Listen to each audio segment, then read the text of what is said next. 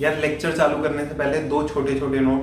पहला तो ये कि ये जो लेक्चर है इसके अंदर phase velocity, group velocity, wave packet, इन सब के अंदर इन सब के बारे में डिटेल में चर्चा होने वाली है, लेकिन इस लेक्चर में उनके बारे में न्यूमेरिकल्स बिल्कुल नहीं होंगे।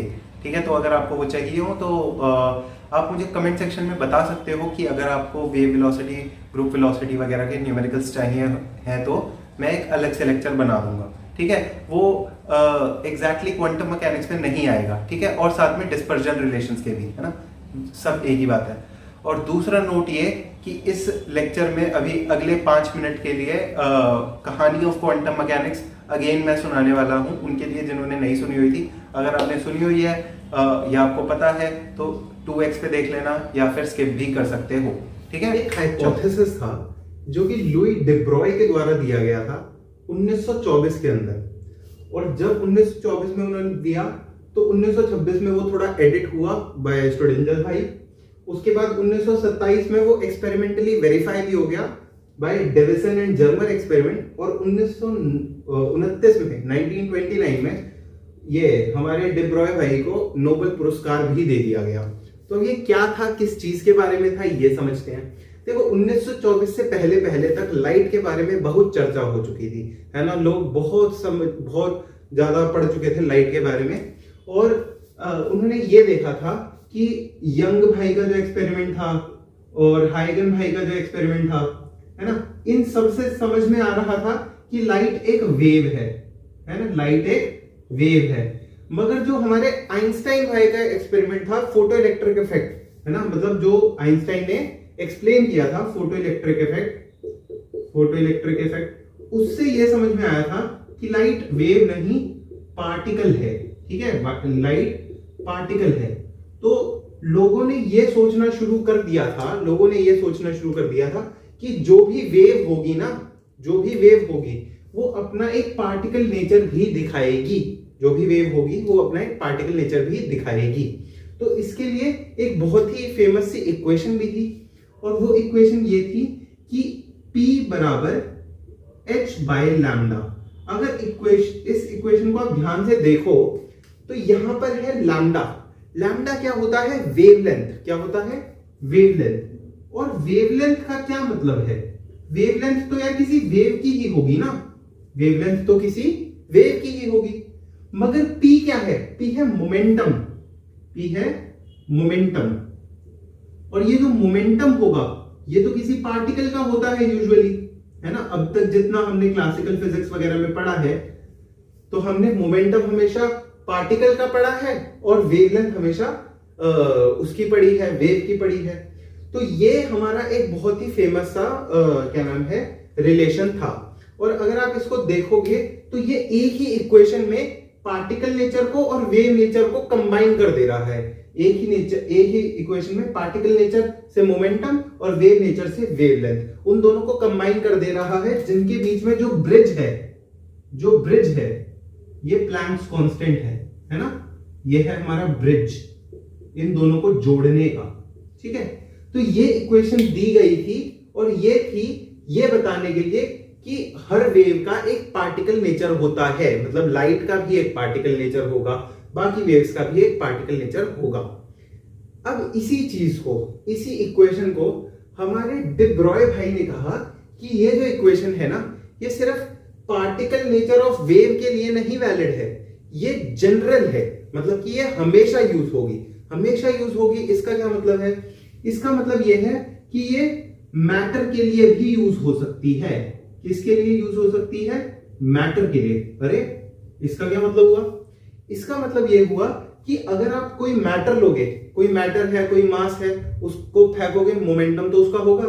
तो हर मोमेंटम वाली चीज के लिए, हर मास वाली चीज के लिए एक ना एक वेवलेंथ भी जरूर होगी, है ना। हर मास वाली चीज के लिए एक ना एक वेवलेंथ भी जरूर होगी। जैसे कि हम इलेक्ट्रॉन को एक वेव की तरह भी कंसीडर करते हैं, एटसेट्रा एटसेट्रा, है ना। इलेक्ट्रॉन को, प्रोटॉन को, इन सबको क्योंकि हम वेव की तरह कंसीडर करते हैं, और क्यों करते हैं वो यहीं से आ रहा है, डिब्रॉय भाई के हाइपोथेसिस से ही आ रहा है ना।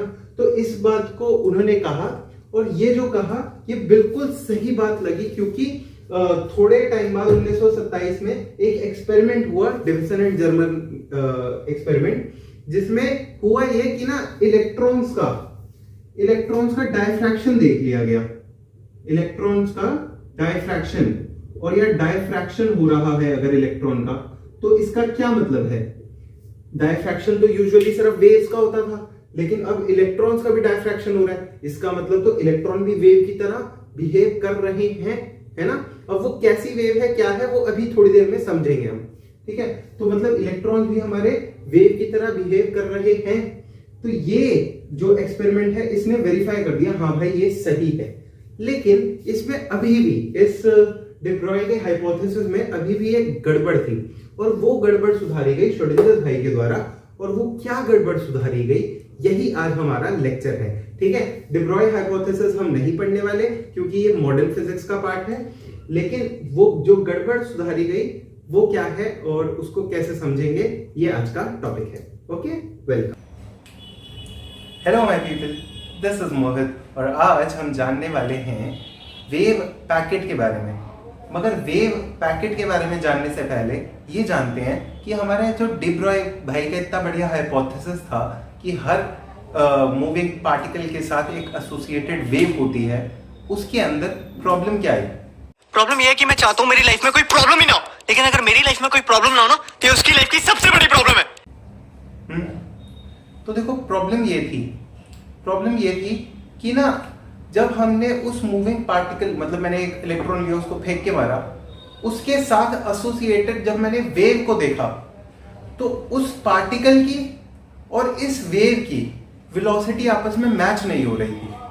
क्या बोला मैंने? इस पार्टिकल की जिसको फेंक के मारा है और इसके साथ एसोसिएटेड वेव की वेलोसिटी मैच नहीं हो रही थी, जो कि हमको काफी काउंटर इंट्यूटिव लग रहा था। क्यों? क्योंकि हमने ये समझा ना कि भाई अगर कोई इलेक्ट्रॉन है वो इधर जा रहा है तो उसके साथ ही ये वेव जा रही होगी। मतलब हमको तो ऐसे ही इमेजिनेशन होती है कि ये इलेक्ट्रॉन इधर जा रहा है तो इसके साथ साथ ये वेव चलती जा रही होगी, है ना।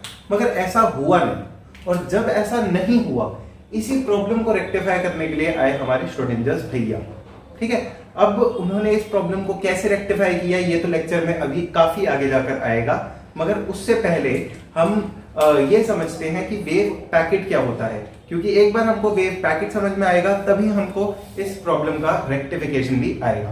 तो चलो, लाइट, अगर मैं बात करता हूं साउंड वेव की, नहीं पहले लाइट की करते हैं। चलो, लाइट में क्या होता था?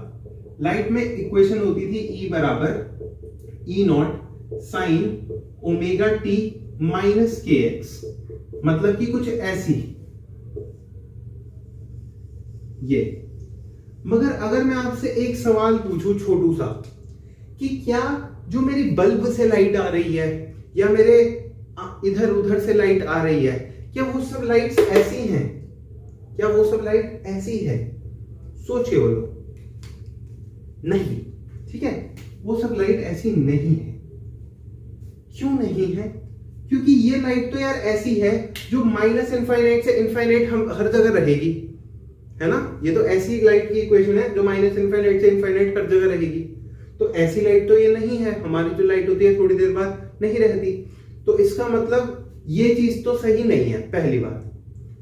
दूसरी बात, इसका जो वेवलेंथ है ना, ये देखो वेवलेंथ, चाहे मैं यहां देखूं, चाहे मैं यहां देखूं, चाहे मैं कितना भी आगे चला जाऊं, हर जगह जो इसका वेवलेंथ है वो कांस्टेंट है। इसका वेवलेंथ क्या है? कांस्टेंट है।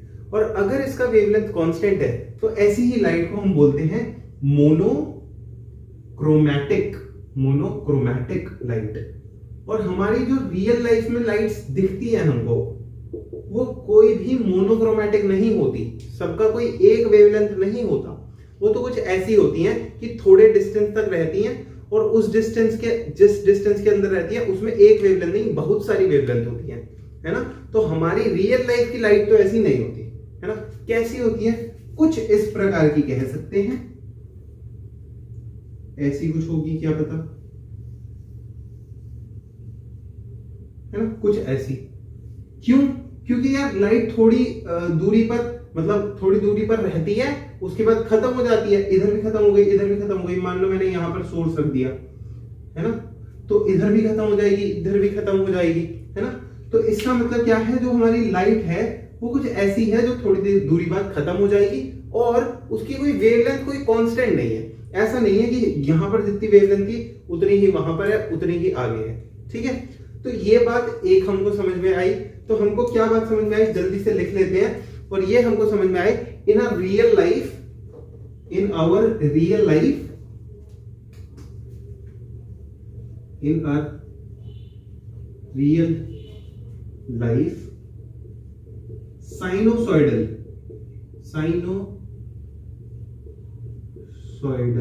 रे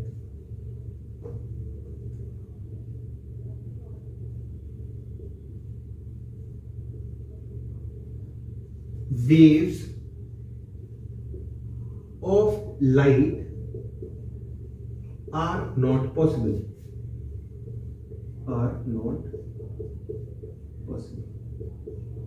ठीक है। तो हमको ये बात समझ में आई कि हमारी रियल लाइफ में जो साइनोसॉइडल टाइप की वेव्स होंगी वो पॉसिबल तो नहीं है, वो पॉसिबल नहीं है। तो कैसी पॉसिबल है वो अभी अभी हमने देखा, ठीक है। ये बात थी, ये कहानी थी हमारी लाइट की। अच्छा, तो अभी अभी हमने बोला कि जैसी कैसी लाइट होगी, कुछ ऐसी लाइट होगी, कुछ ऐसी ऐसी ऐसी ऐसी, है ना। मगर अब सवाल ये आया कि ये जो है, ये जो लाइट है ये एक्चुअली कैसी है, मतलब कहाँ पे, मतलब इसको बनाना है तो कैसे बनाएंगे। तो अगर मुझे इस लाइट को बनाना है तो देखो चीज कोई आसान नहीं है, इसको बनाना कोई आसान नहीं है। इसको बनाने के लिए हमको बहुत सारी लाइट्स चाहिए, साइनोसॉइडल वाली अगर चाहिए तो बहुत सारी साइनोसॉइडल वाली लाइट्स चाहिए, ठीक है। तो इनफाइनाइट साइनोसॉइडल लाइट्स या वेव्स आर नीडेड,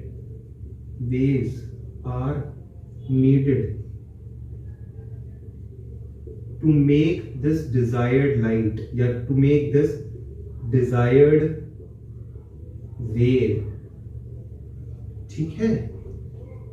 तो क्या लिखा कि infinite sinusoidal waves are needed to make this desired wave।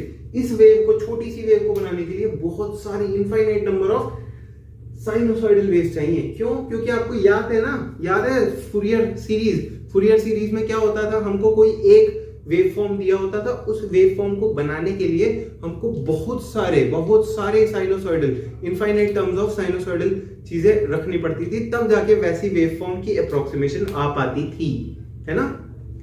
तो कोई भी अगर आपको वेव फॉर्म बनानी है तो आपको बहुत सारी वेव्स चाहिए, ठीक है। ये अगर हमको बेसिक पता है, और एक और चीज, और वो चीज है हमारी साउंड के साथ, क्योंकि साउंड के बारे में हमने 11वीं कक्षा में अच्छे से पढ़ा है। और अगर आपने वेव्स एंड ऑसिलेशन अपने जैम वगैरह की प्रिपरेशन में या बीएससी में पढ़ लिया है तो भी हमने पढ़ा हुआ है, और वो है साउंड वेव्स में बीट का कॉन्सेप्ट। किसका कॉन्सेप्ट?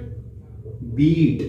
ये वो बीट नहीं है जो, क्या नाम है, जो पंछी कर देते हैं, वो नहीं, दूसरी, ठीक है, बीट का कॉन्सेप्ट। और ये बीट कैसी है, देखो आपको याद है कि हमने पढ़ा था, अगर मैं दो वेव्स को ले लूं और सुपर इम्पोज कराऊं सच दैट उनकी फ्रीक्वेंसी में थोड़ा बहुत डिफरेंस हो, ठीक है, थोड़ा बहुत डिफरेंस हो। फॉर एग्जांपल मैंने 605 और 607 हर्ट्ज की फ्रीक्वेंसी वाली वेव्स को ले लिया। जब मैंने इन दोनों को सुपर इम्पोज कराया, जैसे ही मैंने इन दोनों को सुपर इम्पोज कराया तो होता क्या था, तो कुछ ऐसा आवाज आती थी। पहले जैसे 605 की है, 607 की थोड़ी ज्यादा है ना, मतलब थोड़ी ज्यादा फ्रीक्वेंसी है, तो इनकी ऐसा कुछ आएगी, है ना। एक बार सुनोगे, ढंग से सुनोगे, ये देखो, एक सेकेंड, अच्छा, ये देखो,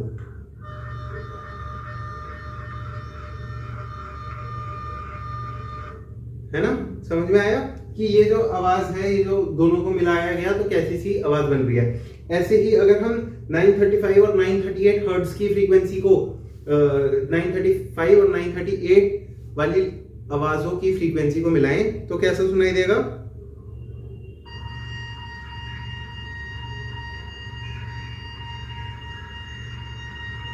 मतलब कुछ ऐसा हो रहा है कि आवाज बढ़ रही है, फ्रीक्वेंसी बढ़ रही है, घट रही है, घट रही है, घट रही है, बढ़ रही है, घट रही है ना? कुछ ऐसा, सॉरी, एम्पलीट्यूड बढ़ रहा है, घट रहा है, बढ़ रहा है, घट रहा है, बढ़ रहा है, घट रहा है, कुछ ऐसा हो रहा है।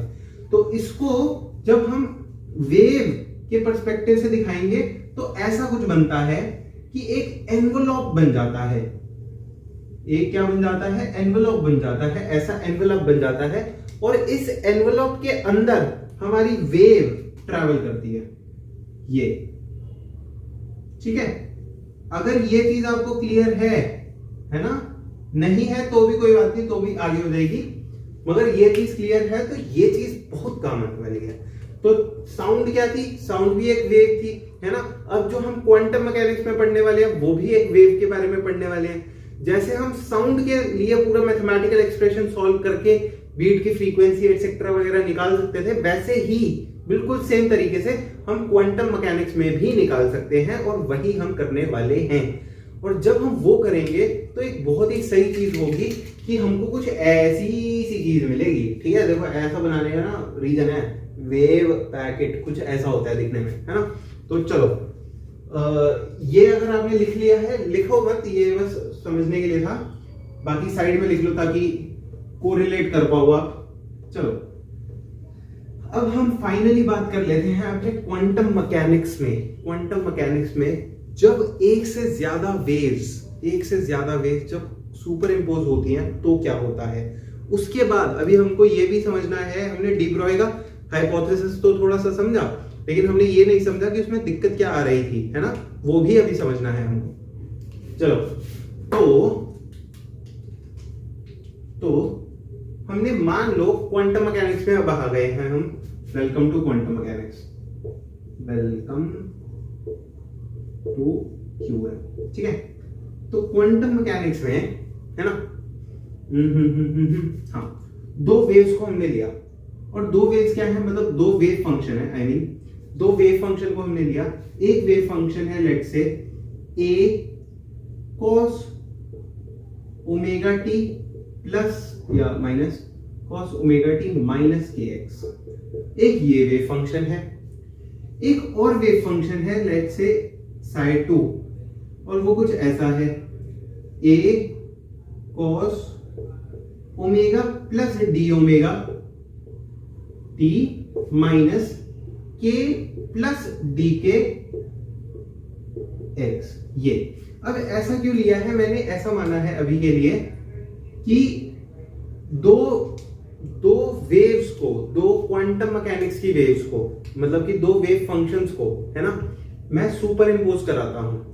अगर जब दो वेव फंक्शंस को मैं सुपर इम्पोज कराऊंगा तो क्या होगा? एक नया वेव फंक्शन बनेगा।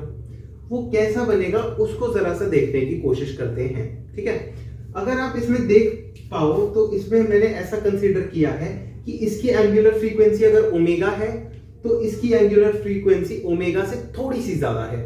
ठीक है, इसका वेव नंबर अगर k है तो इसका वेव नंबर k से थोड़ा सा ज्यादा है। अच्छा, एक बेसिक सी बात अगर ना पता हो तो एंगुलर फ्रीक्वेंसी जब हम वेव के लिए लेते हैं तो वो होता है 2 पाई बाय टाइम पीरियड, मतलब कि कितना जल्दी रोटेशन हो रहा है, मतलब जल्दी वो अपनी वेव को रिपीट कर रहा है, सॉरी, वो कितना जल्दी अपनी वेव को रिपीट कर रहा है, ये होता है एंगुलर फ्रीक्वेंसी। और के होता है वेव नंबर जो कि होता है 2 पाई बाय लैम्डा। इसका काम कुछ ऐसा होता है कि ये पाथ डिफरेंस को फेज डिफरेंस में करता था, अगर थोड़ा सा याद हो, है ना।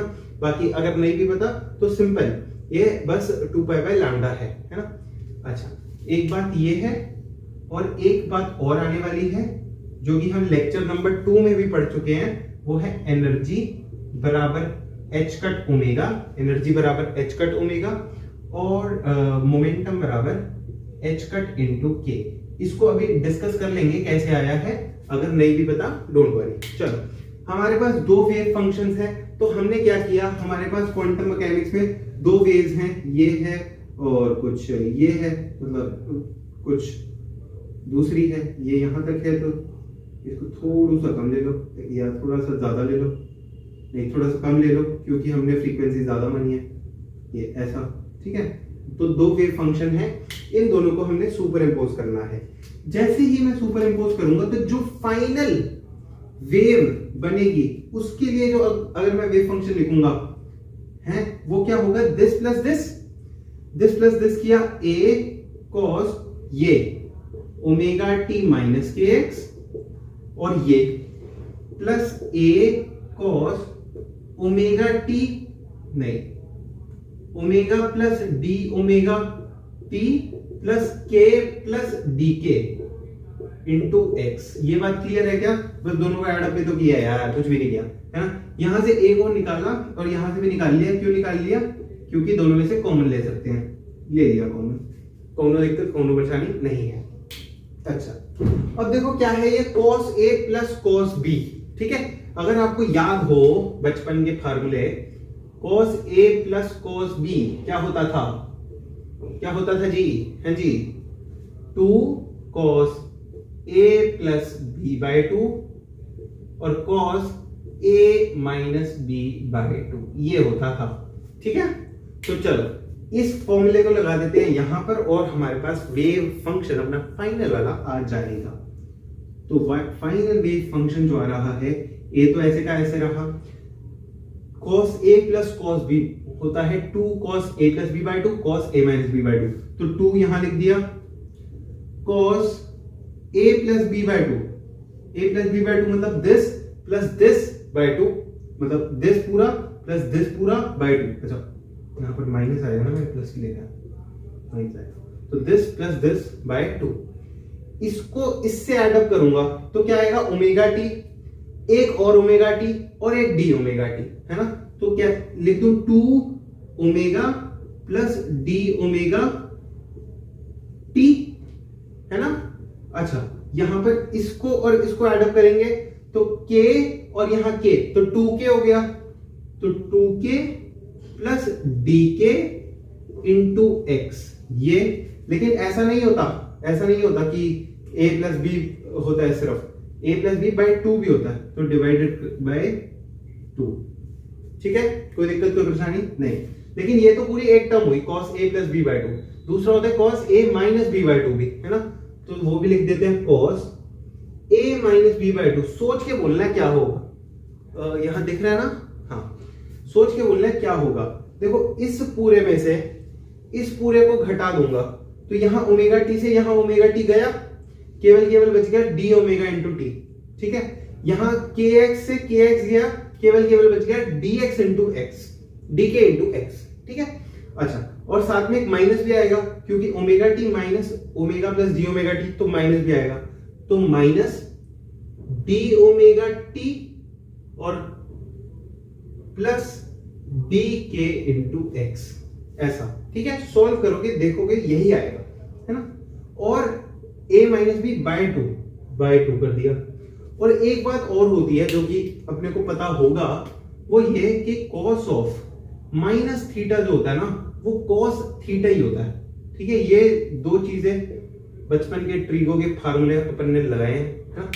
तो चलो जी, यहां पर तो ये जो है ये cos minus D omega t plus के डी के एक्स जो है, इसको मैं ऐसे भी लिख सकता हूँ कि इस पूरे अंदर को माइनस से मल्टीप्लाई कर दूं, तो यहाँ माइनस से मल्टीप्लाई कर दिया और यहाँ भी माइनस से मल्टीप्लाई कर दिया, तो यहाँ माइनस था प्लस हो गया, यहाँ प्लस था माइनस हो गया, ठीक है।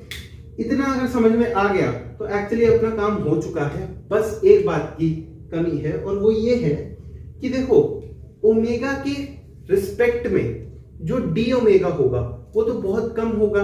जैसे अभी बीट की केस ले लेते हैं, अभी जो हमने साउंड में बीट का केस लिया, हमने लिया ना कि 605 हर्ट्ज लिया और 607 हर्ट्ज लिया, है ना। तो इन दोनों के बीच में डिफरेंस कितना था, 2 हर्ट्ज का। कितना डिफरेंस था, 2 हर्ट्ज का। तो 605 प्लस 2 करो या 607 प्लस 2 करो या माइनस करो, कोई उतना खास फर्क नहीं पड़ता।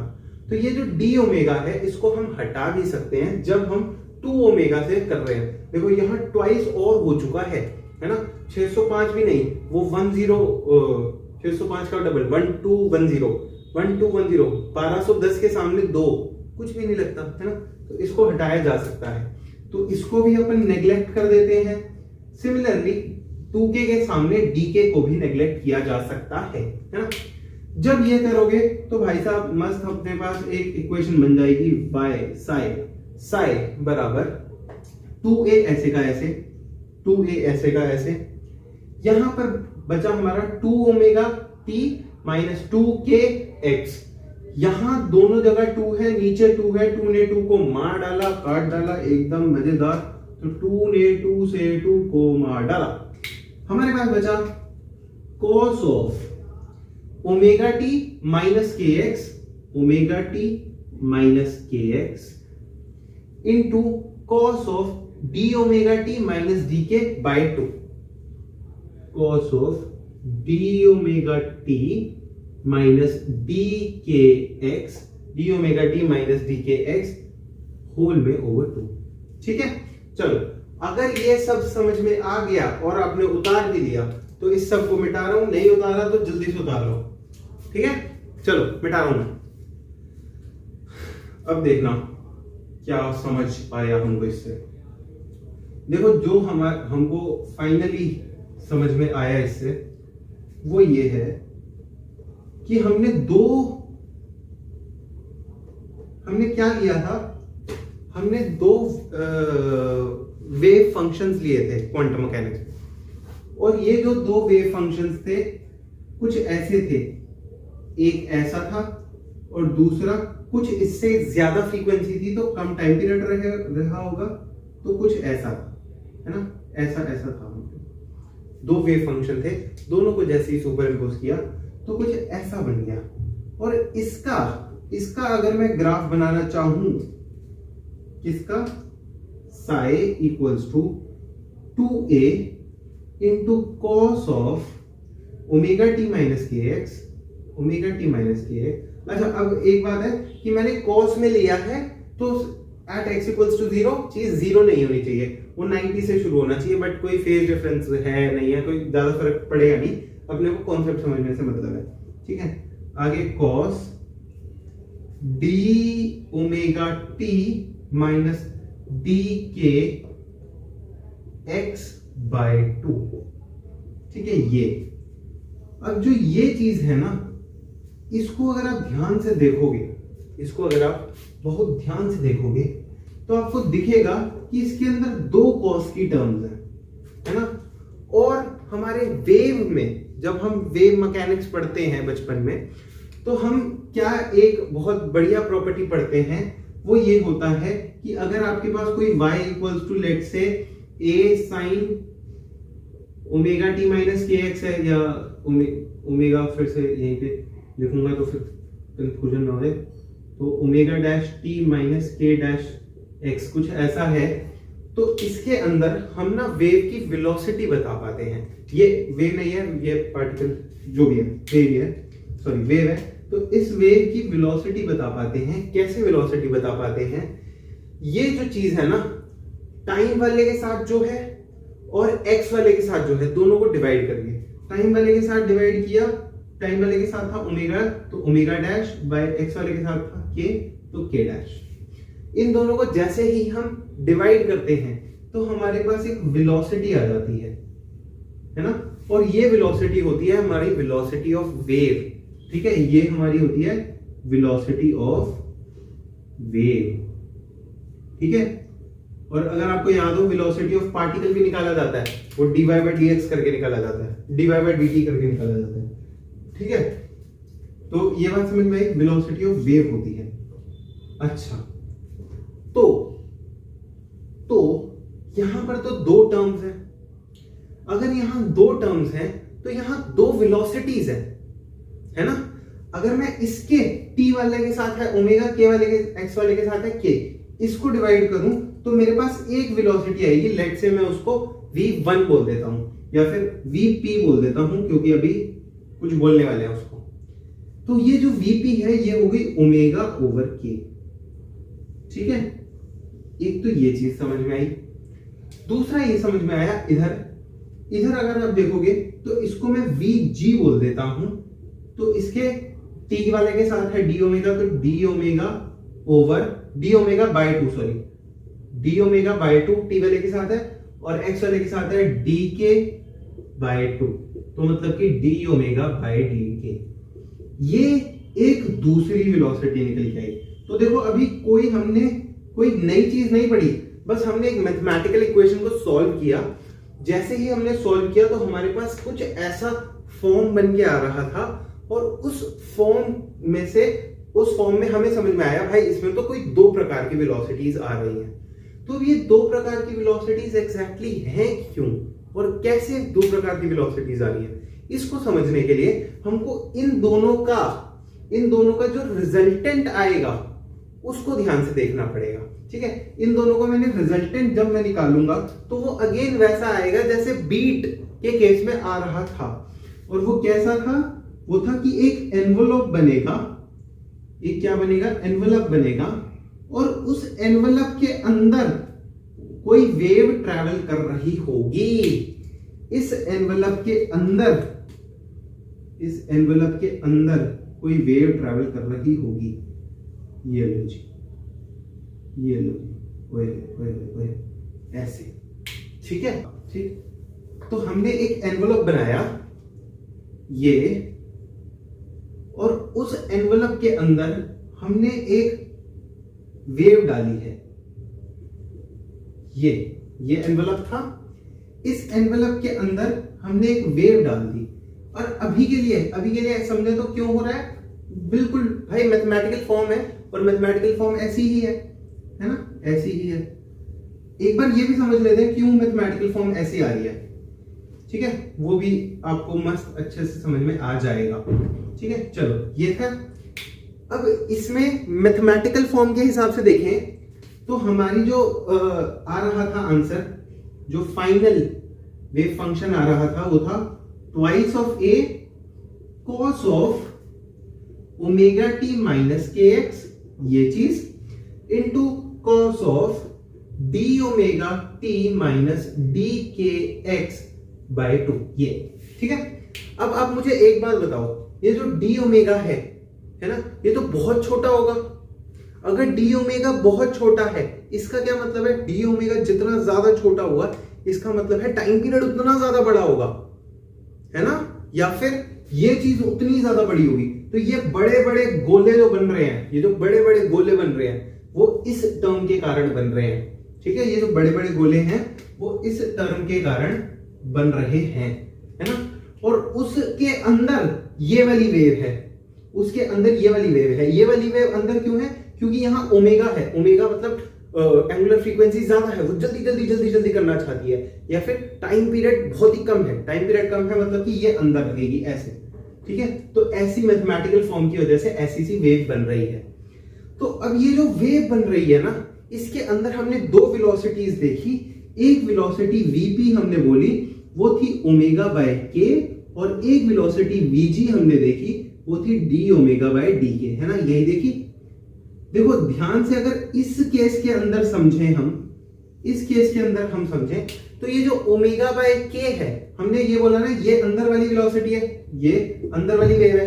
तो अंदर वाली वेव अगर ये है तो यार अंदर वाली वेलोसिटी इसी की होगी ना। तो इस वेव की जो वेलोसिटी है, इस रेड कलर में जो वेव जा रही है अंदर, उसकी जो वेलोसिटी है उसको हम बोलते हैं phase velocity, VP, phase velocity, या फिर वेव वेलोसिटी। तो या तो इसको फेज वेलोसिटी बोलते हैं या फिर इसको वेव वेलोसिटी बोलते हैं। ठीक है, फेज वेलोसिटी क्यों बोलते हैं? फेज का क्या मतलब है इसके अंदर? देखो, इसको समझने के लिए थोड़ा डीप समझना पड़ेगा अपने को, है ना, थोड़ा डीप समझना पड़ेगा। और वो ये है कि इसके ऊपर मान लो ये पॉइंट ले लो आप, ठीक है, ये कोई भी आपने एक पॉइंट ले लिया। जब आपने ये एक पॉइंट लिया तो ये पॉइंट को ध्यान से देखो, इसका कोई ना कोई एक कांस्टेंट फेज होगा ना। मतलब कि ये, जैसे मैंने अभी शुरुआत में इसको किसी एंगल पे रखा होगा, जैसे एंगल का मतलब जो ये चीज है, ये जो चीज है शुरुआत में इसकी कुछ ना कुछ होगी, वो हमेशा इसकी यही रहेगी, है ना, वो इसकी हमेशा यही रहेगी। ये चाहे जितना भी आगे चला जाएगा, ये पूरी चीज हमेशा यही रहेगी।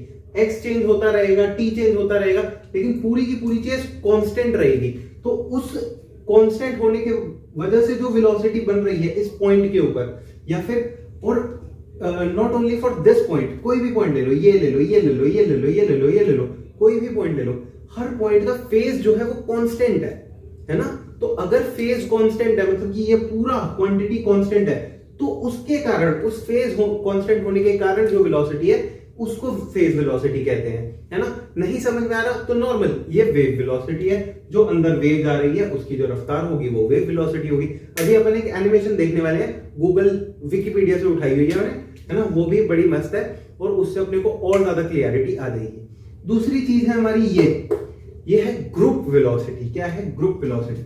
और ग्रुप वेलोसिटी क्या है? इस ग्रुप की, मतलब कि ये पूरा जो ग्रुप जिस रफ्तार से जा रहा है वो जो वेलोसिटी होगी वो होगी हमारी ग्रुप वेलोसिटी। इसको अगर ध्यान से समझना है आपको तो इसको ऐसा समझ लो कि कोई एक पॉइंट ले लेना आप, जो जहां पे, जैसे यहां पे हो गया, चाहे यहां पे हो गया, चाहे यहां पे हो गया, तो वो जो पॉइंट जिस रफ्तार से जा रहा होगा वही हम ग्रुप वेलोसिटी उसको कह देंगे। ठीक है। तो फाइनली हमको ये समझ में आया कि हमारे पास दो रफ्तारें हैं, एक फेज वेलोसिटी है, एक ग्रुप वेलोसिटी है। ग्रुप वेलोसिटी है इस पूरे ग्रुप के मूव करने की, और फेज वेलोसिटी है इस अंदर की वेव के मूव करने की। अब ये जो वेव है, अंदर की वेव है, ये सुपरपोजिशन है कई सारी वेव्स का। इस केस में हमने दो वेव्स का लिया है, बट अगर हम जनरली क्वांटम मैकेनिक्स पे बात करें तो हम इनफाइनाइट वेव्स का सुपरपोजिशन ही लेंगे कि भाई कोई भी एक वेव है तो वो इनफाइनाइट वेव्स का सुपरपोजिशन है। जब एक वेव इनफाइनाइट वेव्स का सुपरपोजिशन होगी, जब एक वेव इनफाइनाइट वेव्स का सुपरपोजिशन होगी, लेट्स से इसकी बात कर रहा हूं, तो ये इनफाइनाइट वेव्स का सुपरपोजिशन होगी, तो उन इनफाइनाइट वेव्स की सबकी अपनी अपनी एक फेज वेलोसिटी होगी। मतलब उन सबकी अपनी अपनी एक वेव वेलोसिटी होगी ना, वेव की, है ना।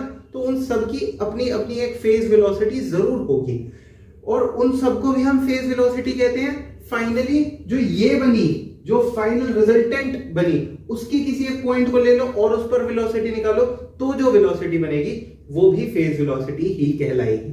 ठीक है। अब इसके बाद एक बार देखते हैं जल्दी से इसकी एक एनिमेशन। ठीक, ये देखो। तो अब 1 मिनट के लिए इस एनिमेशन को ध्यान से देखो और समझने की कोशिश करो कि यहां पर क्या हो रहा है। ठीक है। कुछ समझ आया? तो देखो इसमें क्या हो रहा है कि एक तो हमारे पास है ये ग्रीन वाले डॉट, और ये पूरा का पूरा सब कुछ आगे जाया जा रहा है। ये ग्रीन वाले डॉट भी आगे जा रहे हैं, है ना। ये वेव तो प्रोपोगेट कर ही रही है, तो इस वेव के साथ ये ग्रीन वाले डॉट जो है वो भी प्रोपोगेट कर रहे हैं, वो भी आगे जा रहे हैं। और वो जो ग्रीन वाले डॉट जिस रफ्तार से जा रहे हैं उसको हम कहेंगे ग्रुप वेलोसिटी, क्योंकि वो उसी रफ्तार से जा रहे हैं जो ये ग्रुप की रफ्तार है ना।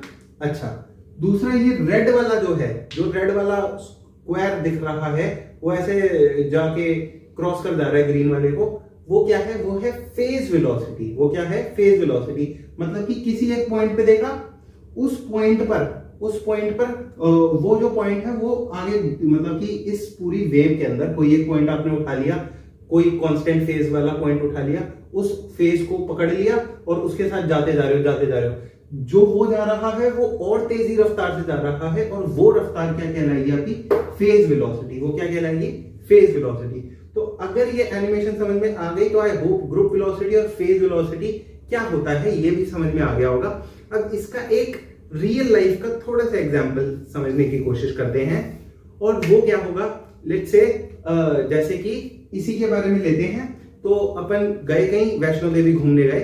तो जब वैष्णो देवी घूमने गए तो वहां क्या है, हम पूरे ग्रुप के साथ आए हैं, अपने पूरे परिवार के साथ आए हैं, और उस परिवार में दादा दादी भी हैं, मामा मम्मी भी है, मम्मी पापा भी है, छोटे बच्चे भी हैं, है ना। लेकिन एक जो छोटा बच्चा है कुछ 10-12 साल का, वो बड़ा तेज है ना। तो सारे के सारे चल रहे थे ग्रुप में, साथ साथ चल रहे थे, लेकिन वो जो है वो तेज दौड़ के भाग गया, है ना। तो जो एक एक बंदे की रफ्तार अगर आप देखोगे, एक एक बंदे की रफ्तार देखोगे तो वो होगी फेज वेलोसिटी। एक एक बंदे की जो रफ्तार होगी वो होगी फेज वेलोसिटी। लेकिन अगर आप एज एन एंटायर ग्रुप की रफ्तार देखोगे, क्योंकि देखो वो सब गए ऊपर दर्शन दुर्शन किए, फिर वापस नीचे आए। ट्रेन तो तभी पकड़ेंगे ना जब सारे के सारे आ जाएंगे, है ना। तो जब ग्रुप पूरा का पूरा होके आ जाएगा, काम तभी बनेगा। और ये काम बनने का मतलब, हमारे यहाँ पर तो एनालॉजी थोड़ी सी अजीब सी हो गई, लेकिन काम बनने का मतलब मेरा यहाँ पर है कि इंफॉर्मेशन का ट्रांसफर होना ग्रुप के जरिए ही होता है, फेज के जरिए नहीं होता, फेज वेलोसिटी के जरिए नहीं होता, ग्रुप वेलोसिटी के जरिए ही होता है। इस चीज को थोड़ा सा रुक के समझने की कोशिश करते हैं। क्या मतलब कि देखो, हमने पढ़ा था जो वेव फंक्शन होता है, जो वेव फंक्शन होता है साइ, वो कुछ रिप्रेजेंट नहीं करता, मतलब कि उसका कोई फिजिकल इंटरप्रिटेशन नहीं होता। अब अगर उसका कोई फिजिकल इंटरप्रिटेशन नहीं है, अगर उसका कोई फिजिकल इंटरप्रिटेशन नहीं है, तो क्या मैं उससे कोई इंफॉर्मेशन गैदर कर सकता हूं? नहीं, है ना। कोई उसका फिजिकल इंटरप्रिटेशन है ही नहीं, मतलब कि वो एक्चुअली कुछ रिप्रेजेंट नहीं कर रहा। मगर जो मेरा ये ग्रुप है ना, जो ये पूरा का पूरा ग्रुप है, ये असल में एक चीज को रिप्रेजेंट करने वाला है, और वो चीज है हमारा पार्टिकल। क्या? पार्टिकल। हाँ, देखो अब आई कहानी पकड़ में। और वो क्या है कहानी कि जो हमारा क्वांटम मैकेनिक्स है, जो हमारा क्वांटम मैकेनिक्स है, उसके अंदर एक ग्रुप ऑफ वेव्स, एक ग्रुप ऑफ वेव्स, मतलब कि काइंड ऑफ ये चीज, इतने से की बात करूं तो ये जो ग्रुप ऑफ वेव्स है, ये ही रिप्रेजेंट करेगा, ये रिप्रेजेंट्स अ पार्टिकल।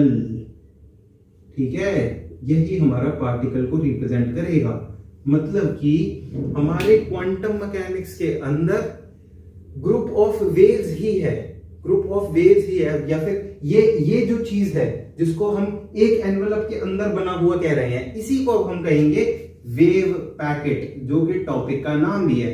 क्या कहेंगे? Wave packet.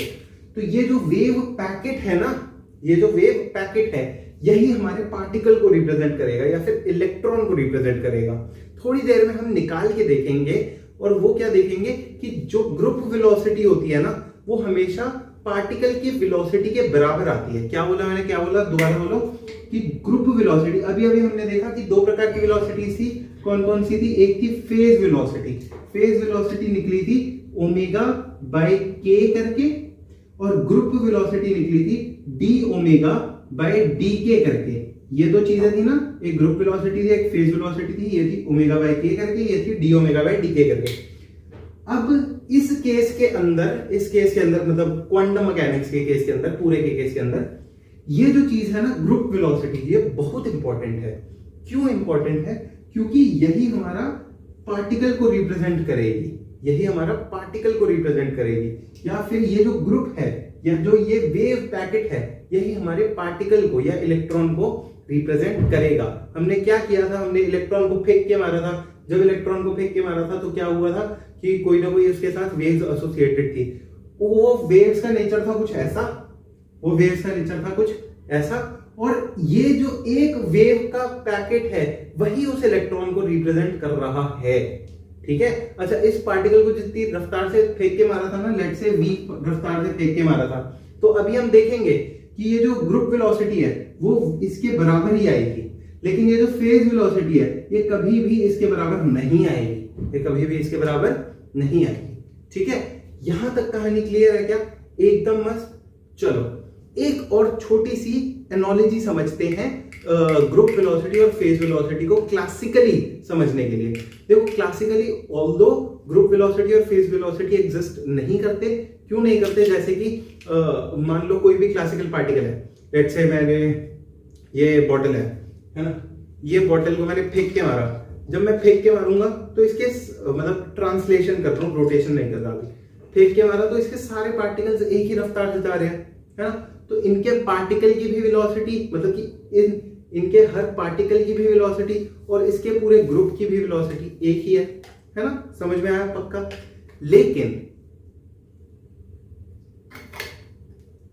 लेकिन लेट्स से कोई ऐसा एग्जांपल ले लें, मान लो पंछियों का एग्जांपल लेते हैं हम।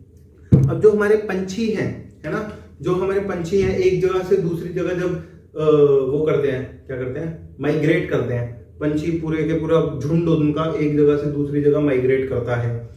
जब वो एक जगह से दूसरी जगह माइग्रेट कर रहा है तो आप देखो वो कभी भी ऐसे सीधे नहीं चले जाते, है ना, ऐसे ऐसे कुछ घुमावदार करते करते करते करते मस्त मूव करते हुए जाते हैं।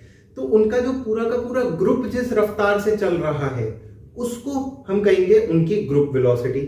लेकिन उनमें से एक पंछी को पकड़ो, मतलब ऐसे मानना नहीं है, बस एक पंछी को पकड़ो और उसकी रफ्तार को देखो तो उसको आप कहोगे उसकी फेज वेलोसिटी। ऐसे दूसरे को पकड़ो उसकी फेज वेलोसिटी, तीसरे को पकड़ो उसकी फेज वेलोसिटी। लेकिन पूरे ग्रुप की एज अ होल देखोगे तो वो उनकी ग्रुप वेलोसिटी हो गई।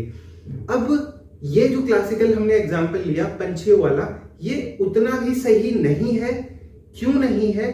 क्योंकि यार हम पार्टिकल्स है ना, मतलब हम तो पूरे के पूरे बंदे हैं ना, मैटर है। हमारे अंदर ऐसा कोई सुपर पोजिशन तो हो नहीं रहा कि सुपर पोजिशन हो उसकी वजह से कोई अलग प्रकार का वेव बने, नहीं, मतलब उसके वजह से अलग प्रकार की चीज हो जाए, नहीं ना। ये तो मतलब कुछ असली में तो नहीं हुआ ना। ये हमने एक क्लासिकल एग्जांपल लिया बस समझने के लिए, ठीक है, ओके, ग्रेट।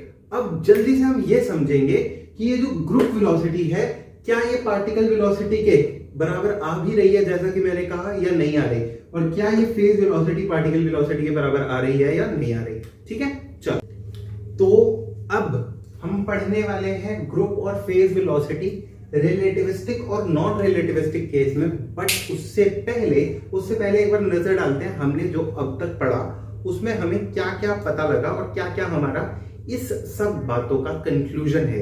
देखो, कंक्लूजन नंबर 1 तो ये है कि एक पार्टिकल जो होगा क्वांटम मैकेनिक्स में वो ग्रुप ऑफ वेव्स से दिखाया जाएगा।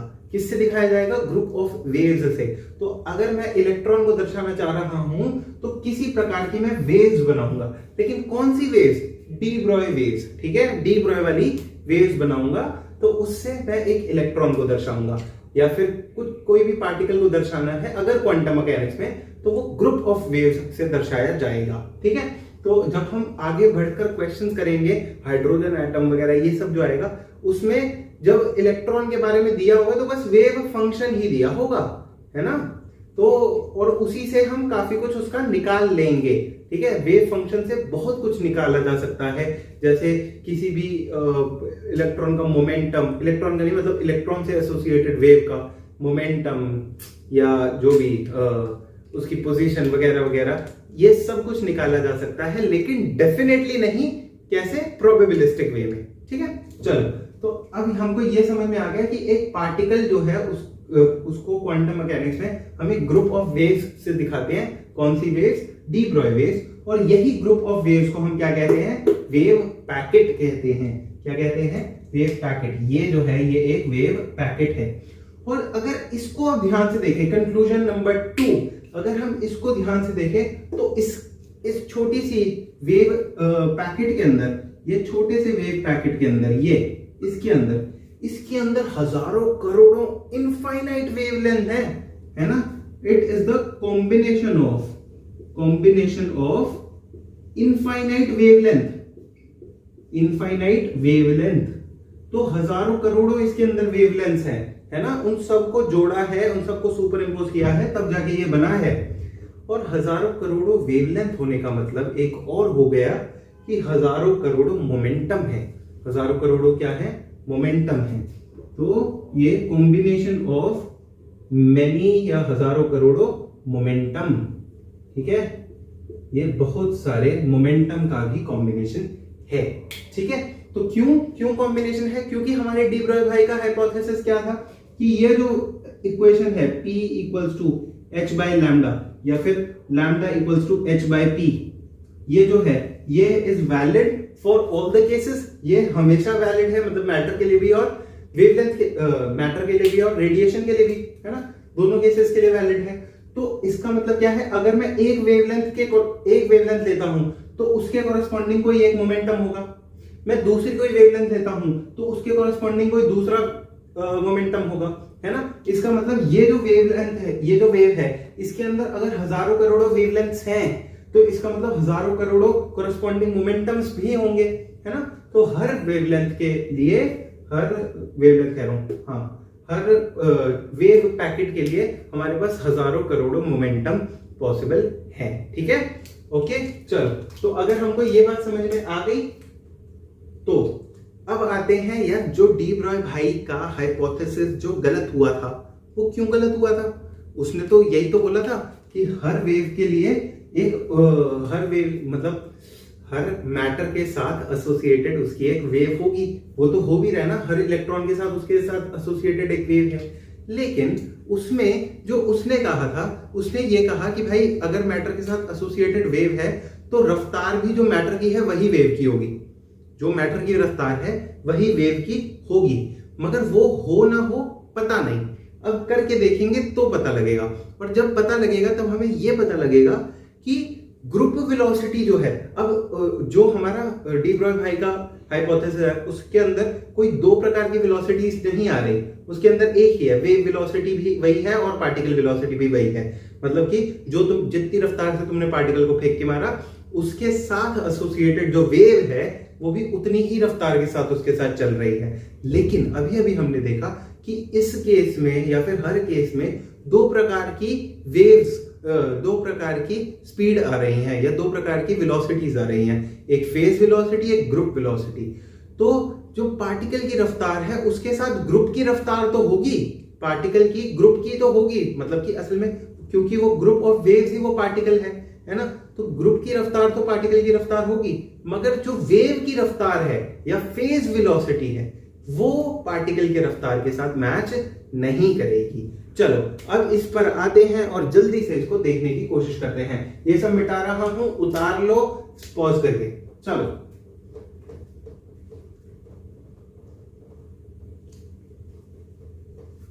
अब बात करते हैं जल्दी से अपनी, हम सबसे पहले नॉन रिलेटिविस्टिक केस की। ठीक है, नॉन रिलेटिविस्टिक केस की। तो नॉन रिलेटिविस्टिक केस में अगर मैं बात करूं तो देखो, हमने सबसे पहले दो चीजें समझी। एक हमने समझी ग्रुप वेलोसिटी बराबर डी ओमेगा बाय डी के होगा और फेज वेलोसिटी बराबर ओमेगा बाय के होगा, यही समझा है ना। अच्छा देखो, एक छोटी सी बात, वो क्या है, ये हमने लेक्चर नंबर 2 में भी करी है और लेक्चर 2 नहीं, लेक्चर 3, हाँ 3। और वो क्या है, देखो जो हमारा ओमेगा होता है ना वो एनर्जी से इंटर रिलेटेड होता है, ठीक है। और जो हमारा के होता है ना वो लैम्डा से या फिर मोमेंटम से, इन दोनों से रिलेटेड होता है। कैसे रिलेटेड होते हैं? ओमेगा, यार देखो एनर्जी जो होता है वो h न्यू होता है ना, h इंटू फ्रीक्वेंसी। और फ्रीक्वेंसी को मैं क्या लिख सकता हूं? मैं लिख सकता हूं ओमेगा ओवर 2 पाई, क्योंकि 2 पाई इंटू फ्रीक्वेंसी बराबर ओमेगा होता है। और अब h बाई 2 पाई को मैं h कट लिख देता हूं, है ना, reduced Planck constant into omega. तो मतलब कि मेरी जो एनर्जी है वो h कट ओमेगा आ गई, ठीक है। एक बात तो ये। सिमिलरली के लिए बात करें तो क्या होगा, देखो k और लैम्डा का तो रिलेशन यार पता ही है, बच्चे को पता है, k बराबर 2 पाई बाय लैम्डा, है ना, ये तो सबको पता है। और हमारे डी ब्रॉय भाई के हिसाब से, है ना, डी ब्रॉय हाइपोथेसिस के हिसाब से लैम्डा और p में भी तो एक रिलेशन है। क्या है कि लैम्डा बराबर h बाय p या p बराबर h बाय लैम्डा, कुछ भी कह लो। तो p बराबर h बाय लैम्डा ही लिख देता हूं, ठीक है। तो 1 बाय लैम्डा को मैं लिख सकता हूं p by h, 1 by lambda को लिख सकता हूं p बाय h, तो इसको लिख दिया मैंने p बाय h, ठीक है ना। तो इसको इधर ले लो, इसको इधर ले लो, तो p बराबर h बाय 2 पाई इंटू के, और h बाय 2 को अगेन h कट लिख दिया, तो h कट के, ठीक है। तो हमारे पास दो रिलेशन आ गए, एनर्जी बराबर h कट ओमेगा और मोमेंटम बराबर h कट के। ये जीवन में कभी भूलने नहीं है, ये दोनों याद रखने हैं, है ना। अब ये लास्ट बार मैंने डेरिवेशन कराई है, इसके बाद नहीं करूंगा, ठीक, आगे यूज होगा तो इसको हटाते हैं। हाँ, तो हमारे पास आ गया ये सीन, ठीक है। अब हम बात करते हैं सबसे पहले अपनी फेज वेलोसिटी की। इसकी फेज वेलोसिटी, जब मैं फेज वेलोसिटी की बात कर रहा हूं तो फेज वेलोसिटी है मेरा ओमेगा बाय के। ऊपर नीचे एच कट से मल्टीप्लाई डिवाइड कर दो, ऊपर नीचे एच कट से मल्टीप्लाई कर दोगे, ऊपर हो जाएगा एच कट ओमेगा, नीचे हो जाएगा एच कट के। एच कट ओमेगा क्या है? एनर्जी। एच कट ओमेगा है एनर्जी, और एच कट के क्या है? एच कट के क्या है? Momentum P. और यहां कौन सी एनर्जी की बात हो रही है? टोटल एनर्जी नहीं, काइनेटिक एनर्जी है ना, ये काइनेटिक एनर्जी है। अरे भाई एनर्जी बराबर एच न्यू किसकी कौन होता था? काइनेटिक की तो होती थी। चलो ठीक है, तो यहां पर बात हो गई ई बाय पी। और काइनेटिक एनर्जी और मोमेंटम में तो यार रिलेशन पता ही है हमको। काइनेटिक एनर्जी क्या होता है? हाफ एम वी स्क्वायर, मास से मल्टीप्लाई और डिवाइड कर दो, तो यहां पर आ जाएगा पी स्क्वायर ओवर 2m। ठीक है, मास स्क्वायर इनटू वेलोसिटी स्क्वायर हो गया पी स्क्वायर ओवर 2m। ठीक है, तो पी स्क्वायर ओवर 2m, तो मतलब कि हमारी जो फेज वेलोसिटी है vp, उसको मैं लिख सकता हूं, एनर्जी जो है वो है पी स्क्वायर बाय 2m, तो P square by 2m divided by momentum, तो डिवाइडेड बाय मोमेंटम। मोमेंटम ने मोमेंटम को मार डाला। और अगर हम बात करें नॉन रिलेटिविस्टिक केस की अपने जीवन में, है ना, अपने जीवन में आसपास, तो हमारा जो मोमेंटम होता है वो होता है mass into velocity, mass into velocity divided by 2m। m ने m को मार डाला, तो फेज वेलोसिटी आ गई v बाय 2, फेज वेलोसिटी आ गई v बाय 2। और यही असल में ऑब्जर्वेशन थी, यही असल में ऑब्जर्वेशन थी कि जो हमारी वेव की वेलोसिटी है या फेज की वेलोसिटी, मतलब कि तब तो फेज करने को कुछ था नहीं, जब हमारा डी ब्रॉय भाई था तब फेज वेलोसिटी टाइप की चीज नहीं थी। तो तब जो वेव की वेलोसिटी थी वो हमने जो पार्टिकल की रफ्तार दी है, ये v कौन है? ये है हमारा पार्टिकल जिसको हमने रफ्तार दी है। तो ये जो पार्टिकल की रफ्तार है उससे आधी आ गई थी, है ना, जो हमारी वेव की रफ्तार थी वो पार्टिकल की रफ्तार से आधी आ गई थी। जो हमने डायग्राम देखा था, मतलब एनिमेशन देखी थी, उसके अंदर जो फेज की वेलोसिटी थी वो ज्यादा थी ग्रुप की वेलोसिटी से, या फेज की वेलोसिटी ज्यादा थी पार्टिकल की वेलोसिटी से। यहां पर फेज की वेलोसिटी कम है पार्टिकल की वेलोसिटी से, ठीक है, या ग्रुप की वेलोसिटी से। ठीक है, चलो, और दोनों केसेस पॉसिबल हैं, दोनों केसेस पॉसिबल हैं। अभी रिलेटिविस्टिक केस देखेंगे तो वो वाला चीज आ जाएगा। चलो देखते हैं। दूसरा है फेज वेलोसिटी, तो हो गया। दूसरा बचा हमारा कौन? Group velocity. ग्रुप वेलोसिटी, तो जब हम ग्रुप वेलोसिटी की बात करेंगे तो हमें पता है ग्रुप वेलोसिटी होता है डी ओमेगा बाय डी के, डी ओमेगा बाय डी के। डी ओमेगा बाय डी के को अगर मैं ये लिख दूं D of h cut omega by d of h cut के, तो क्या कोई दिक्कत है, कोई परेशानी है जीवन में? नहीं ना। और d of h cut omega को लिख सकते हो dE by d of h cut k को लिख सकते हो, एच कट के क्या होता है हमारा? डीबी, डीई बाय डीपी, है ना, पक्का। तो ये समझ में आ गया आपको ग्रुप वेलोसिटी। अच्छा, इसको अब सॉल्व करना बहुत आसान है ना। सॉल्व कर लेते हैं कैसे? देखो, आपको एनर्जी पता है बराबर है पी स्क्वायर बाय 2m, मुझे डीई बाय डीपी निकालना है, इसको डिफरेंशिएट कर दो। तो डीई बराबर या डीई बाय डीपी बराबर 2p बाय 2m, पक्का।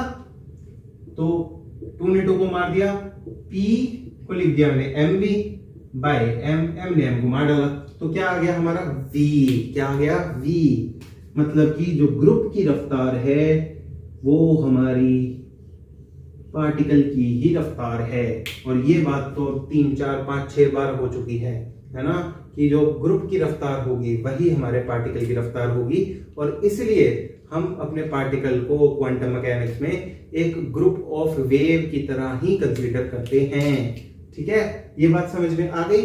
तो ये था हमारा नॉन रिलेटिविस्टिक केस, मतलब कि हमारे जीवन में आसपास जो हो रहा है, मतलब कि जहां पर स्पीड जो है हमारी वो very less than speed of light है, very very less than, very very very less than speed of light है ना।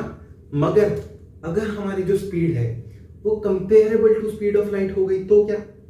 तो भाई सारे नियम ही चेंज हो जाते हैं ना, है ना, सब नियम चेंज हो जाते हैं comparable to speed of light में। अच्छा, इसको उतार लो, मैं मिटा रहा हूं। तो जब comparable to speed of light की कहानी होगी तो क्योंकि सारे नियम ही चेंज हो जाते हैं और जो वेलोसिटी है वो टेंड करने लग जाती है c को, मतलब c/2 हो, c/4 हो, c/10 हो, c/100 हो, है ना, C/100 भी रिलेटिविस्टिक ही माना जाएगा। ये सब केसेस में हम इनको रिलेटिविस्टिक केस के नीचे कंसीडर करेंगे, ठीक है। अब देखो इसके अंदर बात करते हैं कि ग्रुप वेलोसिटी और फेज वेलोसिटी का क्या सीन रहेगा। चलो तो लेट्स से ग्रुप की बात करते हैं, नहीं पहले फेज की कर लेते हैं। फेज देखो बेसिक फॉर्मूला तो सेम ही है, phase velocity again omega by के होगी, है ना, और ग्रुप वेलोसिटी अगेन हमारा डी ओमेगा बाय डी के होगी। और इसको थोड़ी देर पहले मैंने बोला भाई एच कट से मल्टीप्लाई डिवाइड कर दो, तो इसको आप ई बाय पी लिख सकते हो और इसको आप लिख सकते हो D E bye D P, कोई दिक्कत कोई परेशानी नहीं है। अच्छा, अब अगर आपको याद हो, जो कि होना चाहिए, इफ आपने थियरी ऑफ रिलेटिविटी वगैरह पढ़ा है, तो जो एनर्जी है, या ये काइनेटिक एनर्जी की बात हो रही है अगेन, काइनेटिक एनर्जी जो होती है वो होती है गामा एम सी स्क्वायर, है ना, वो क्या होती है गामा एम सी स्क्वायर, ठीक है। जो टोटल एनर्जी होती है वो एम सी स्क्वायर होती है, मतलब कि जो रेस्ट नहीं, हाँ, जो रेस्ट मास है इनटू सी स्क्वायर, वो होती है टोटल एनर्जी, सॉरी, हाँ, टोटल एनर्जी होती है एम सी स्क्वायर, और हमारी जो काइनेटिक एनर्जी होती है वो होती है गामा एम सी स्क्वायर, जिसमें गामा क्या है, गामा क्या है, गामा वही जो ये वाला फैक्टर होता है 1 minus v square by c square, ये, ठीक है। तो काइनेटिक एनर्जी हमारी ये होती है, और जो हमारा मोमेंटम होता है रिलेटिविस्टिक केस में, वो होता है गामा एम वी, ठीक है, एक गामा और आ जाता है। तो अगर मैं यहां पर फेज वेलोसिटी की बात करूं, तो नॉर्मल इन दोनों को डिवाइड ही तो करना कर देते हैं, क्या जा रहा है, gamma m c square by gamma m v, gamma ने गामा को मार डाला, एम ने एम को मार डाला। अच्छा, ये जो एम है ना, ये है रेस्ट मास, ये है रेस्ट मास, और हमको पता है जब हम स्पीड ऑफ लाइट की कंपेरेबल स्पीड में जाते हैं तो मास वगैरह भी चेंज होने लग जाते हैं, है ना, तो इसलिए साथ में एक गामा वाला फैक्टर आ जाता है, ठीक। तो ये गामा से गामा कट गया, सी स्क्वायर बाय वी, और ये बड़ी पंगेबाज चीज है, Vp बराबर सी स्क्वायर बाय वी, ठीक है। अभी इसको यहीं पे रखते हैं, एक बार ग्रुप वेलोसिटी भी निकाल लेते हैं, उसके बाद समझेंगे कि ये क्यों इतनी पंगेबाज चीज है, ठीक। चलो अब इसकी बात करते हैं ग्रुप वेलोसिटी की, Vg हमको पता है वो होगा dE बाय dP। अब जैसे मुझे dE बाय dP निकालना है, तो जब मुझे इधर dE बाय dP निकालना था, तो मैंने एनर्जी का एक्सप्रेशन लिखा था मोमेंटम के टर्म्स में, है ना, एनर्जी का एक्सप्रेशन लिखा था मोमेंटम के टर्म्स में, ताकि डिफरेंशिएट कर सकूं। सिमिलरली मुझे यहां एनर्जी का एक्सप्रेशन लिखना पड़ेगा मोमेंटम के टर्म्स में, और रिलेटिविस्टिक केस में जो एनर्जी और मोमेंटम में रिलेशन होता है वो होता है E स्क्वायर बराबर P square C square plus m not square C की पावर 4, ये, ठीक है, P square C square plus m not square C की पावर 4। तो यहां पर अगर मैं dE बाय dP निकालना चाहता हूं, तो मैं क्या करूंगा, पहले तो वो कर देते हैं, क्या कहते हैं, मतलब सिंपल जनरल डेरिवेटिव ले लेते हैं। इधर डेरिवेटिव लिया, E स्क्वायर का 2E dE बराबर, इधर लिया तो C स्क्वायर तो कांस्टेंट है, तो ऐसे का ऐसे रहा, P स्क्वायर का हो गया 2P dP, है ना, और m नॉट स्क्वायर C की पावर 4, वो तो कांस्टेंट ही है। 2 ने 2 को मार डाला, तो यहां अगर ध्यान से देखें तो dE बाय dP जो कि हमको निकालना था, dE बाय dP वो आ रहा है P बाय E इंटू सी स्क्वायर, वो आ रहा है dE बाय dP, हाँ, P बाय E इंटू सी स्क्वायर, ठीक, P बाय E इंटू सी स्क्वायर, सही है। आई होप ये क्लियर है। इसको थोड़ा सा और सॉल्व करते हैं, और एक बार थोड़ा सा मिटा लेता हूं। ये आई होप सब उतार लिया होगा आपने, है ना, उतार लिया तो मिटाते हैं इसको, लेकिन इसके रिजल्ट्स हम एक बार फिर से लिखेंगे ताकि डिस्कस कर सकें इसको, कहानी को। इसको देखें तो dE बाय dP जो कि हमारा क्या था, nothing but group velocity, group velocity, ये हाँ ये दिख रहा है ना, हाँ दिख रहा है बिल्कुल बराबर, ये आ रहा है P/E इंटू सी स्क्वायर।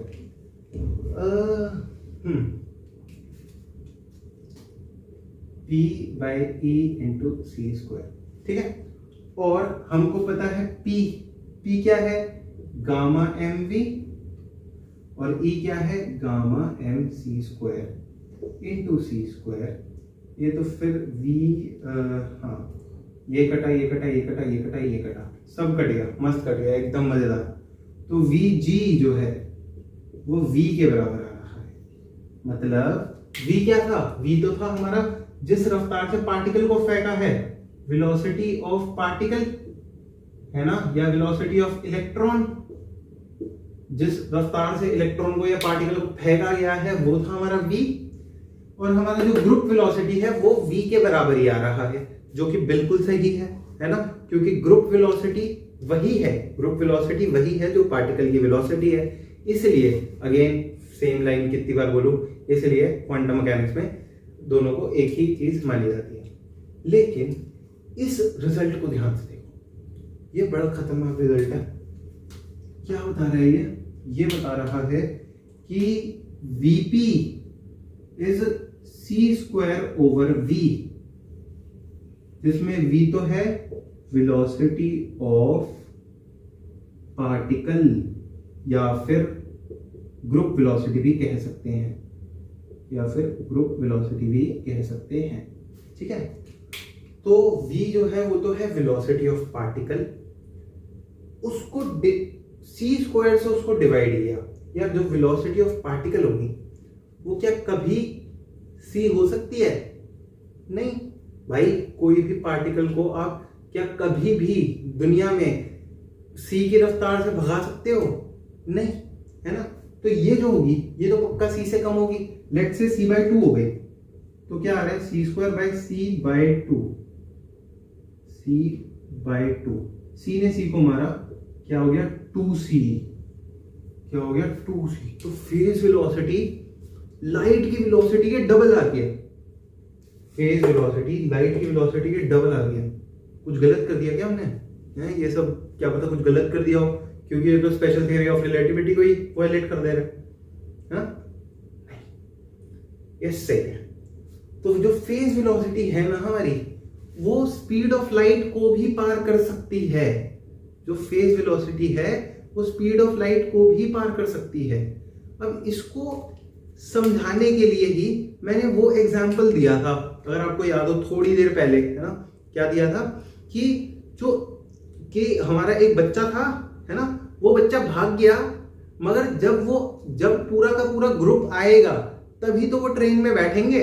मतलब कि इंफॉर्मेशन अगर कैरी करनी है, हमारा जो स्पेशल थियरी ऑफ रिलेटिविटी है वो कहती है कि भाई कोई भी चीज स्पीड ऑफ लाइट से तेज नहीं जा सकती, या फिर कोई भी चीज की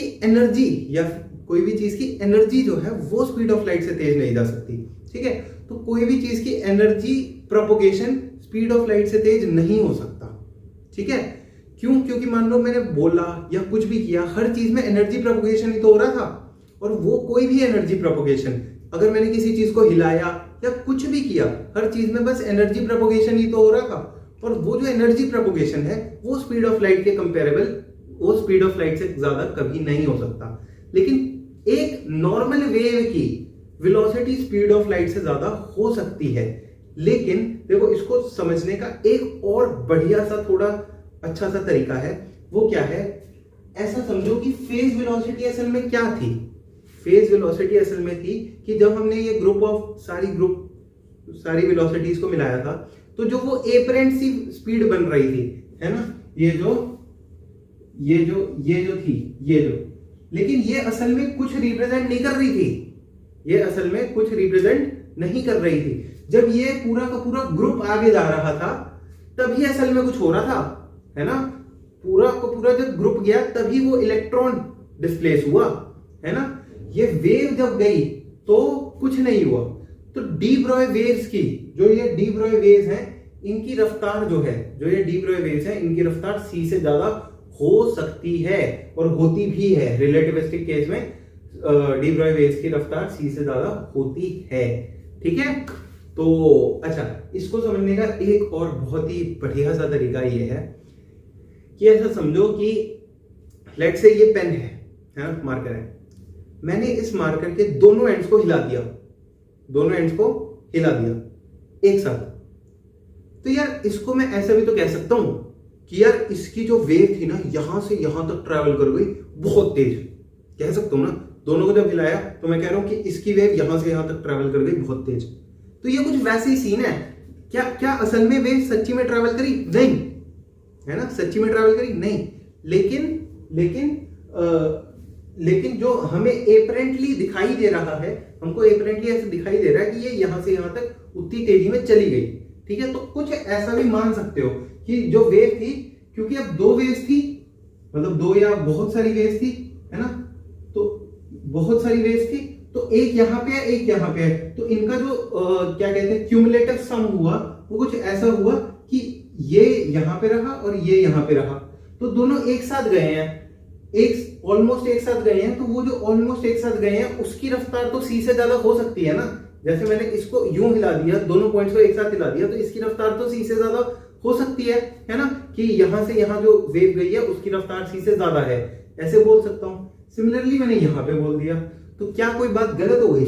नहीं, है ना। तो वेव जो फेज वेलोसिटी है वो ज्यादातर हमेशा, है ना, वो c से ज्यादा ही होती है। ठीक है, तो आप प्रूफ भी कर सकते हो इसको बहुत ही आराम से कि जो आपकी फेज वेलोसिटी होगी वो हमेशा ही c से ज्यादा होगी। कोई भी आप देख लो, है ना। कैसे प्रूव करोगे? इसको मिटा दिया जाएगा। आई होप ये सब हो गया होगा। प्रूव करना कोई मुश्किल नहीं है। जैसे हमारी जो ये फेज वेलोसिटी थी वो E/p थी, है ना, E/p थी जब मैंने सोल्व किया था यहां से। तो एनर्जी को मैं अगर वैसा लिख दूं, √p² c² plus m0² c⁴ bye ये p को मैं √p² फिर से लिख दूं और इसको डिवाइड कर दूं, तो कुछ ऐसा आ रहा है कि c² plus m0² c⁴ bye p², और ये आ रही है फेज वेलोसिटी। तो कोई भी क्या कहते हैं केस ले लो आप रिलेटिविस्टिक वाला, तो उसके अंदर फेज वेलोसिटी हमेशा c से ज्यादा ही आती है। देखो ये c² का अंडर के पास कुछ प्लस हुआ है, तो मतलब c से ज्यादा आ रही है ना। तो फेज वेलोसिटी हमेशा c से ज्यादा आती है। ये इस बात का कंक्लूजन था। ठीक है, और इवन अगर आप और ज्यादा आगे पढ़ोगे तो कहीं केसेस में ग्रुप वेलोसिटी भी ज्यादा आ जाती है, उसको छोड़ते हैं, लेकिन ग्रुप वेलोसिटी भी c से ज्यादा आ जाती है कई बार। ठीक है, तो आज थोड़ा बिलीफ सिस्टम पे थोड़ा धक्का लगा होगा, है ना। तो आई होप ये सब समझ में आया होगा। ये लेक्चर पहले ही काफी लंबा हो चुका है, तो इस लेक्चर में अपन क्वेश्चंस नहीं कर रहे ग्रुप वेलोसिटी और फेज वेलोसिटी के, वो आगे वाले किसी लेक्चर में कर लेंगे। ठीक है, और उससे पहले आई होप या तो वही ग्रुप और फेज वेलोसिटी के वाले क्वेश्चन कर लेंगे, या फिर आई होप अगले लेक्चर में हम हाइजेनबर्ग अनसर्टेनिटी प्रिंसिपल करने वाले हैं। ओके, आई होप ये लेक्चर समझ में आया होगा, पसंद आया होगा। अगर आया तो नीचे कमेंट कर देना कि भाई समझ में आ गया। ओके, चलो बाय बाय।